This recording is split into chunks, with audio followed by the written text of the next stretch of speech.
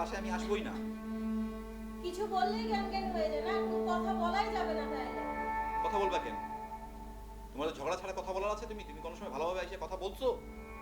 খালি যখনই দেখো ঘ্যান জ্ঞান জ্ঞান জ্ঞান করতে থাকো, এই বিচার ওই বিচার ওই সমস্যা, সারাক্ষণ আমার সমস্যা নিয়ে তুমি তোমার সামনে থাকো। আর তো কোনো কাজ হয় না তোমার, না? সমস্যা হলে বলবো না? সমস্যা শব্দ সৃষ্টি করছো তুমি।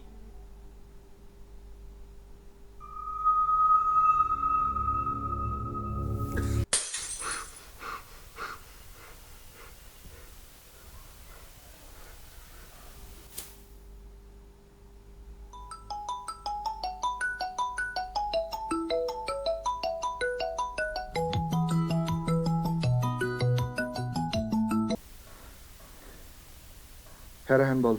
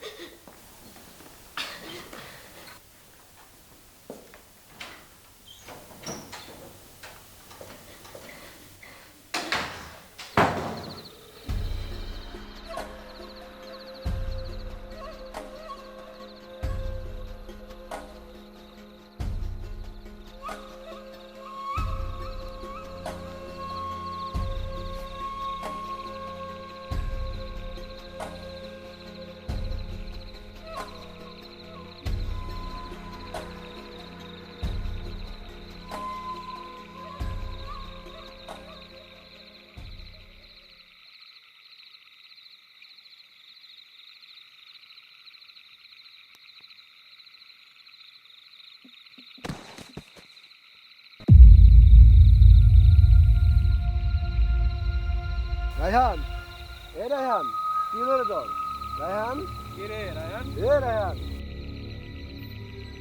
নাফিস দেখ তোর কি হলো?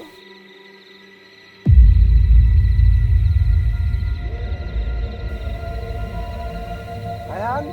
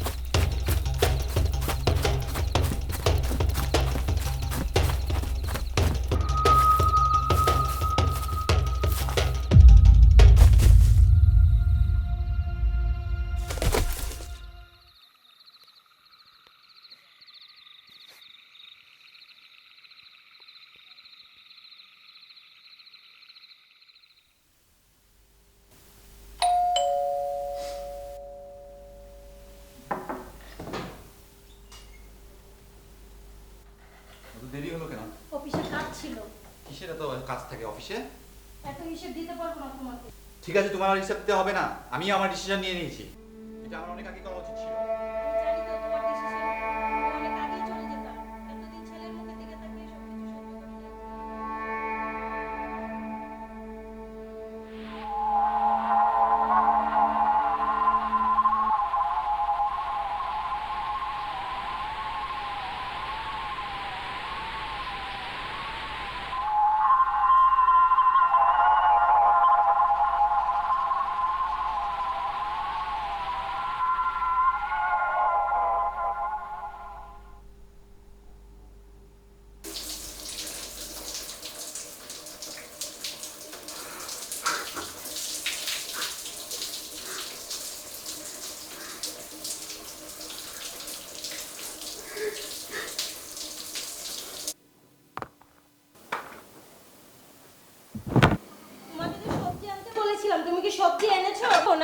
রাতে ড্যাং ড্যাং করে চলে এসেছো। কালকে আমি কি রান্না করব?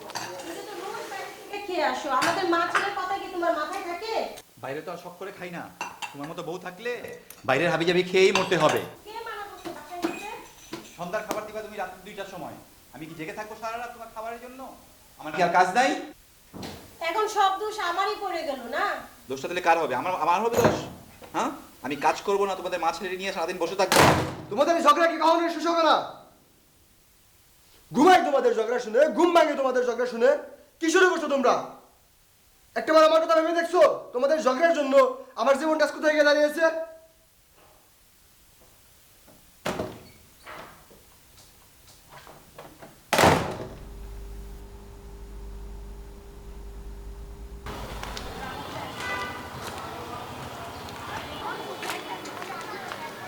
তুমি যাওনি? তোমার অফিসের সামনে দিয়ে যাবো, ভাবলাম তোমাকে নিয়েই যাই।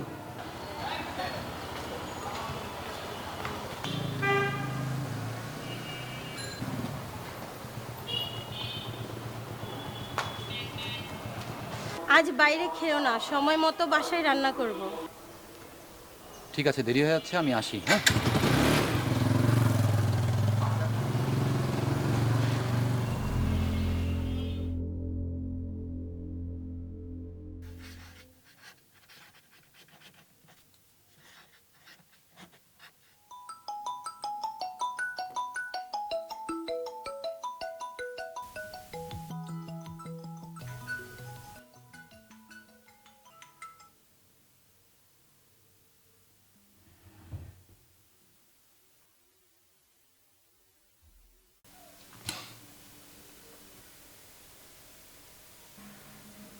বাবা, তোর কিছু লাগবে? না আম্মু, কিছু লাগবে না। আজ থেকে তোমাদের সাথে বসেই খাবো।